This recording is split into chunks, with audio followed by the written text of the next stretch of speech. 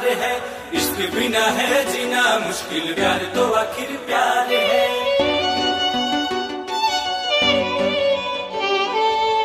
मैंने माना कि तेरा पत्थर का दिल होगा, मैंने माना कि तेरा पत्थर का दिल होगा, लेकिन मेरे बिना जीना मुश्किल होगा। सफर में हम सफर तो बहुत मिल जाएंगे तुम्हें, सफर में हम सफर तो बहुत मिल जाएंगे तुम्हें, लेकिन ना ये मोहब्बत मिलेगी और ना ही कोई मंजिल होगा। मैंने प्यार किया जो कहीं और न पाओगे, एक दिन बाहों में फिर लौट के आओगे, एक दिन बाहों में फिर लौट के आओगे। मैंने प्यार किया जो कहीं और न पाओगे, एक दिन बाहों में फिर लौट के आओगे, एक दिन बाहों में फिर लौट के आओगे। हो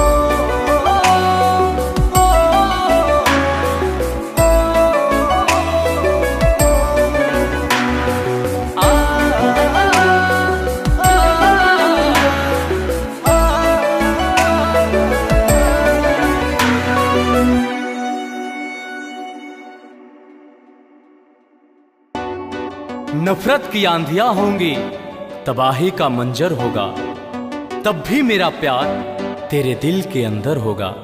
मुमकिन नहीं तुम भूल जाओगे हमें, मुमकिन नहीं तुम भूल जाओगे हमें, याद जब भी आएगी आंखों में समंदर होगा।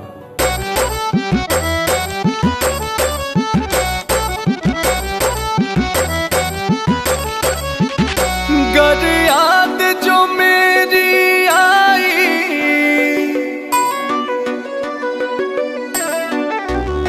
गर याद जो मेरी आई, सह पाओगे ना ये जुदाई। इश्क में मेरे तुम तो अश्क बहाओगे, एक दिन बाहों में फिर लौट के आओगे। मैंने प्यार किया जो कहीं और न पाओगे, एक दिन बाहों में फिर लौट के आओगे।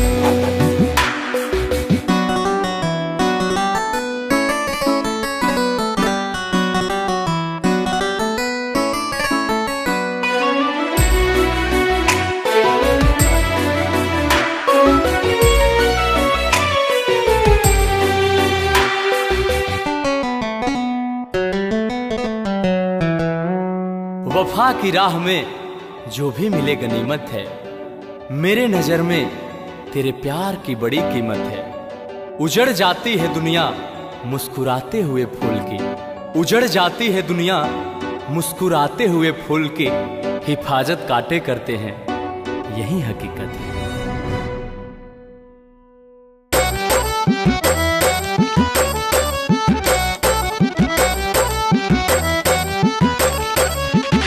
सब झूठ लगे सब झूठा,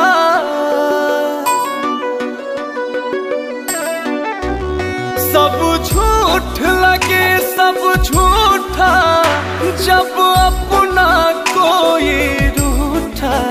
अंकुश राजा बोस तुम मुझको मनाओगे, एक दिन बाहों में फिर लौट के आओगे। मैंने प्यार किया जो कहीं और न पाओगे, एक दिन बाहों